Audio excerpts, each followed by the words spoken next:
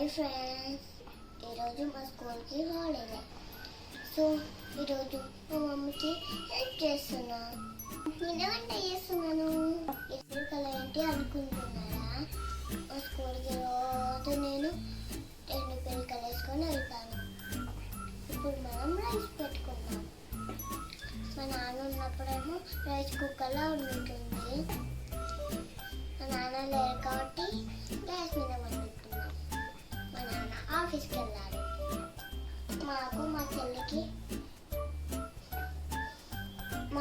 మా మమ్మీకి నాకు చెల్లెకి ఇది ఒక గ్లాస్.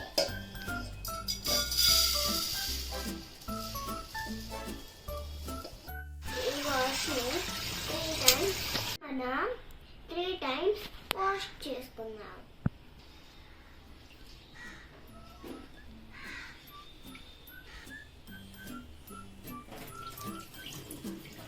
గ్లాస్ బియ్యానికి 2 గ్లాసుల వాటర్ పోసుకున్నాం.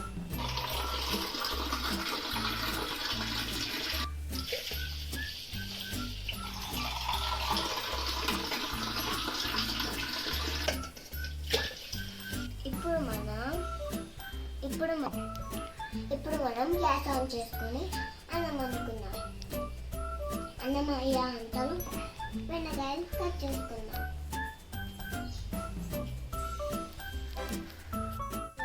కడిగి పెట్టిన బెండకాయలు ఫ్రెష్గా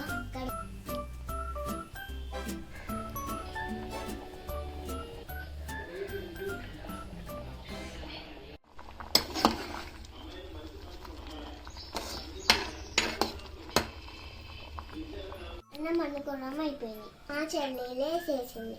బెండకాయ కర్రీ కోసం మనం కట్ చేసి పెట్టుకున్నాం. మా చెల్లి అయితే బెండకాయలు తింటుంది. ఈ విధంగా స్టవ్ ఆన్ చేసుకొని ఆయిల్ వేసుకోవాలి. బెండకాయల కర్రీ కోసం ఎక్కువనే ఆయిల్ పడుతుంది. ఆయిల్ వేయాక ఆవాలు జీలకర్ర వేసుకున్నాం. ఆవాలు జీలకర్ర తర్వాత కట్ చేసుకొని వేసుకోవాలి. వేసుకుని బ్రౌన్ కలర్ వచ్చేదాకా వేసుకోవాలి. ఇందులో మనం కొంచెం సాల్ట్, ఉల్లిగడ్డ తొందరగా వేసుకోవాలి. సాల్ట్ వేస్తే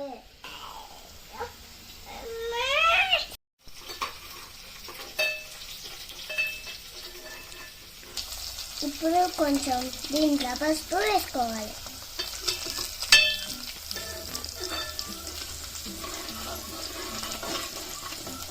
మా చెల్లి ఇప్పుడే వేసింది. నవ్వుతుంది. ఇప్పుడు మనం కట్ చేసుకున్న బెండకాయలు దాంట్లో వేసుకోవాలి.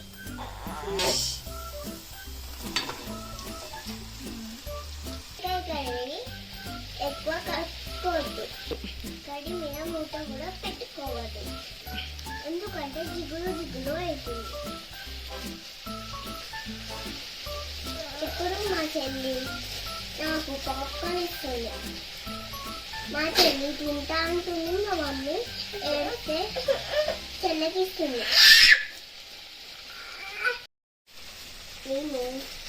మా మమ్మీ తింటా అంటే తిననియట్లేదు. పాప్కార్న్ మా మమ్మీ ఇచ్చింది నాకు. అది చూడండి, వర్షాకాలం ఎంత జంటలు కాడుతుంది. రాక్షసి పిల్ల ఇవన్నీ పడేస్తుంది. చెప్తేనది ఎక్కువ కలుపుకోకపోతే ఈ విధంగా మంచిగా అవుతుంది. ఇప్పుడు ఇందులో కొంచెం కారం వేయాలి. అలాగే పచ్చిమిర్చి వేసినాం కాబట్టి కొంచెం కారం వేసుకోవాలి. కర్రీ ఎక్కువ కలుపుకోకపోతే మూత పెట్టకుండా ఉన్న వల్ల కర్రీ మంచిగా అవుతుంది. బెండకాయ కర్రీ ఎప్పుడు మూత పెట్టుకోకూడదు. వాసన మాత్రం అదిరిపోతుంది. ఇప్పుడు మనం మసాలా వేసుకొని గ్యాస్ ఆఫ్ చేసుకుందాం. Thank you friends. Please do subscribe. Love you. Fine. Test చూస్తున్నాను.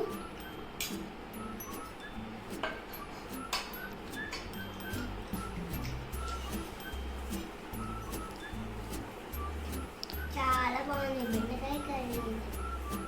మా మమ్మీ కలిపించింది. ఇంకా సూపర్గా ఉంది.